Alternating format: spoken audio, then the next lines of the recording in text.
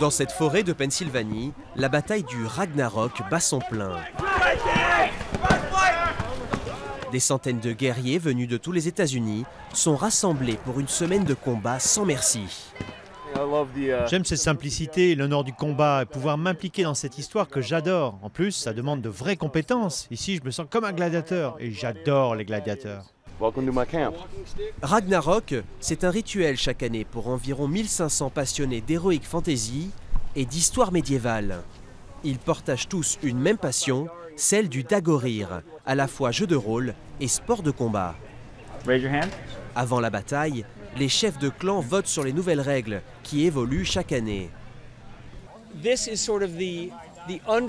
Ce vote, c'est le fondement de ce que nous faisons le reste du temps, c'est-à-dire utiliser des épées et des armes en mousse qui sont a priori sans danger pour se battre les uns avec les autres.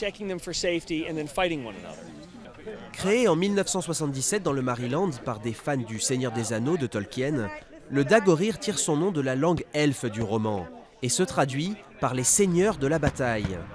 Aux États-Unis, des dizaines de milliers de passionnés organisent chaque semaine des batailles, fabriquent leurs costumes et rédigent leurs propres histoires. Pour beaucoup d'entre eux, c'est une façon d'oublier les pressions du monde ordinaire. Ça force les gens à être plus actifs qu'ils ne le seraient s'ils étaient seuls. Ils viennent jouer avec d'autres participants et ne mâchent pas leurs efforts. Ils veulent passer du temps ensemble pour être de meilleures personnes.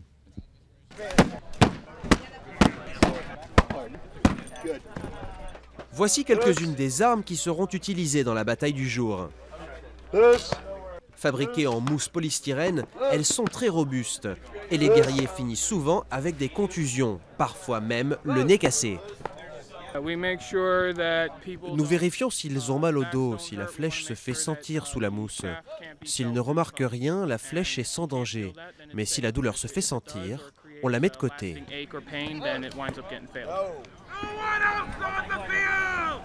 Sur le champ de bataille, les troupes sont sur le pied de guerre.